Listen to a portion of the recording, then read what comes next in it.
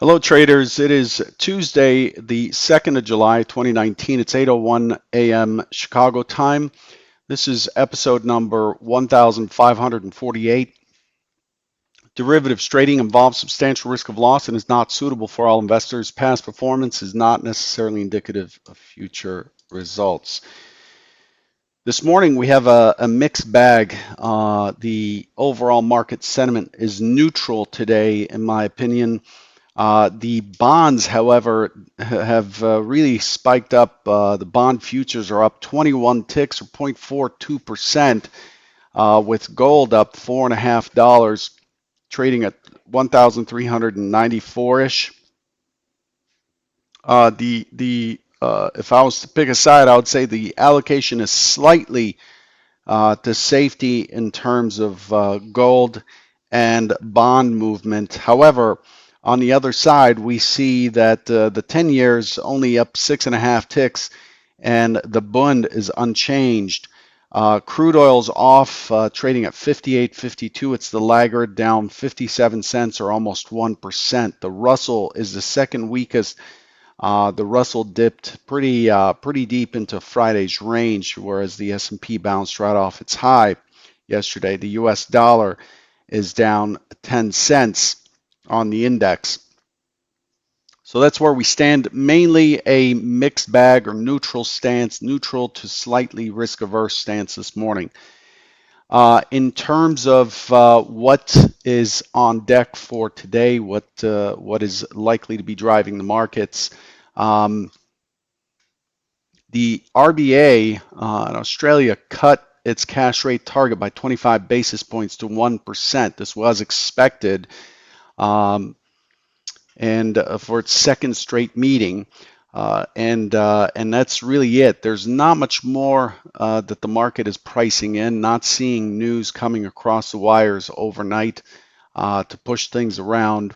The USTR proposed increased tariffs on EU products due to EU aircraft subsidies, proposes adding more tariffs to $4 billion of EU goods, increases total amount to $25 billion against the Eurozone. And that's really it. As far as what's ahead today, that could interrupt the auction, seeing that it's a clear day in terms of scheduled releases. The IBD tip, economic optimism indicator, comes out at 10. This is a low importance. So we do have Fed's Mester speaking at 11 a.m. Eastern. And then after the market, as usual, we have a 4:30 API crude oil stock change coming up. Tonight, U.S. time, 9:30 p.m. U.S. time, we have balance of trade for Australia. So it's really a clear deck in terms of scheduled releases.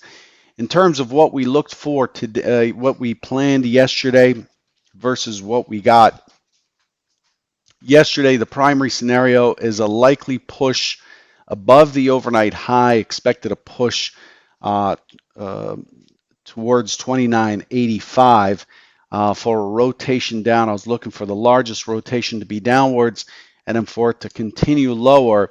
I did expect us to leave a gap zone open, but that didn't work out. We did get the responsive selling on the gap yesterday, but we did not keep a gap open. The size of the gap yesterday historically would have given us a high probability of a gap zone remaining open. So let's expand the scale it a little bit. This is the prior day's high right here. It's the green line. The orange line is the prior day's close. And you can see here that we opened, tested up. If you recall, yesterday coming into the session, the overnight session really looked like it was having a very, very weak high. And so the expectation was we're likely to take out that overnight high, which at the time was 29.8050. At the time of the trader bout was 29.8050, and we ended up pushing to 2981.75. So we took out the overnight high for the overnight stat completion, and then we rotated down, and you could see here that we have some relatively decent sized moves to the downside, and it's better to see that. Now, I don't want to spend the day today, the session today, although I do get a lot of requests for it, of walking through the day and looking at the rotations and what was tradable and what was not. But I'll tell you this, there are a couple of features yesterday. The first of which was we had a very clean. Now this is, listen, if you're confused about what an opening swing is, just look at yesterday's opening swing on a short time frame. This is a 2-tick Renko candle with wicks. And the reason I use it is because I don't like to see bars in time. I don't like 1 minute, 3 minute, 5 minute bars or whatever, because I want to only see when there's actually activity there to be seen. I don't want a bar to form just because of the passage of time. But if you look on a short time frame, you will see a very clean entry by the sellers there. So we open, we push up, and sellers step in, and then sellers back off right at the opening swing low. That's what technically defines an opening swing high and low. It is the first clean and clear entry by the sellers, that's the opening swing high, and entry by the buyers, that's the opening swing low. So we have a clean and clear opening swing high and low. Why am I talking about this? Because it finally rotates through the mid and the open again, and then it puts in a small local double top. Okay, so the expectation is it's likely to consolidate here against the middle of the range and then take off to the upside. And the surprise was that it could only do it by a tick. So what it ended up doing is it ended up violating the opening swing by 1 tick. There it is, 1 tick before it started to fail. And what happens right after it fails? What we get is an impulse down.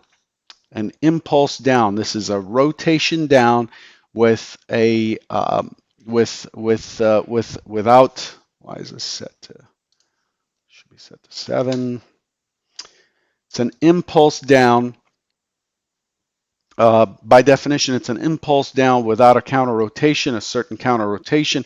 And you can see that right here we get this impulse down. So now what do we do when we have an impulse down after a high test, especially on an open gap that's not able to that's not able to gap and go, or gap and be initiative? What are we looking for in that situation? Unfortunately, I can't wait for the answer because this is not in 100% real time. There's too big a delay for me to answer. But what we look for is as soon as it impulses down out of that range, we're going to look for a test of the mid. That's this blue line right here. Okay, and what we get is just that, a test of the mid, VWAP, the OS low for a sell, and in the region of 77 and a quarter, and then we're looking for that low to be tested. It goes to the low exactly, so now we have a local double bottom. A local double bottom, that's a bona fide double bottom in that they're 15 minutes apart, and so I'm expecting a continuation lower. The continuation is very delicious in this case. The next setup is a pushback into mid into our stock zone at 73. It sets us up for the next short, and that ends up working out as well. And as I mentioned in the Convergent chat room, we're only looking short today. We're looking to the short side. We don't want to push the longs today because there's no indication that the longs have any power whatsoever. The market ends up testing the prior day's high, Friday's high, and bouncing back up to close in what looks like a multi-distribution profile. So we have 4 distributions from yesterday and lots of structure to work with for today. Key areas today, right there, right there. The overnight high is just short of that 73.50 area. The overnight low is below the 62.75. It's the overnight low is against the all-time high as the former all-time high at 29.60 in the September contract, and we're holding steady at 29.66, right in the middle against the overnight point of control. The overnight point of control is right up against the prior point of control. The market's in complete balance. The market condition is in complete balance currently. We need to take that into account.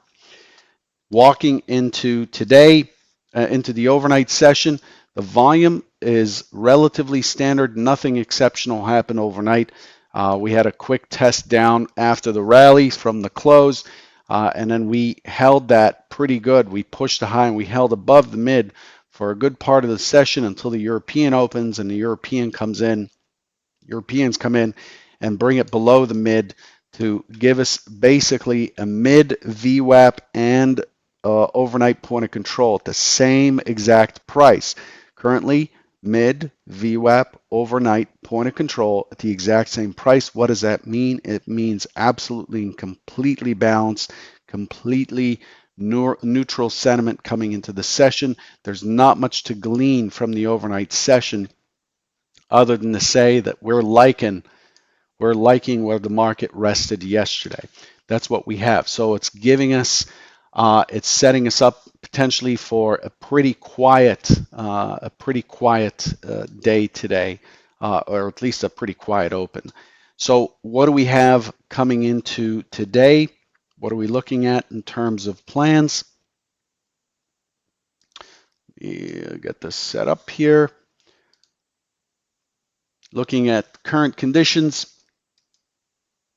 I don't have very high hopes for a lot of movement. Again, we are currently trading right on top of the point of control from yesterday, which is right where the overnight point of control is, which is around where mid VWAP for yesterday's RTH session was, which is exactly where mid and VWAP for for the overnight session is today. So you have just a bunch of stuff stacked. My expectation is for an open auction that is likely to test down initially, not expecting too deep a test, and then I'm looking for it to cross, test the other side, and then ultimately give us a sideways inside day, a resting day today after yesterday's pop higher. The secondary scenario is really just the opposite. Choppy open that ends up moving and testing that upper distribution first, moving back into balance, and then likely dropping back in and finishing somewhere in the middle as well. The third scenario where imbalance is introduced into the equation here, it's likely to test the third scenario. It's likely to test down, impulse up, consolidate up here in the 73 area, and then start to push higher. And the reason I'm giving the third scenario or the next likely trade of the day, the reason I'm giving it this upward skew is because that's what we're doing overall. I'm looking at the overall trend and how the market, what side the market has supported and is likely to support more easily. Remember, it's like the flow of water on ground. Water just follows the easiest path, whatever the path that's already been cut out for it, and trading is somewhat the same until there's a force that comes and interrupts this water flow by blocking it, like dropping a rock in the middle of a stream or something.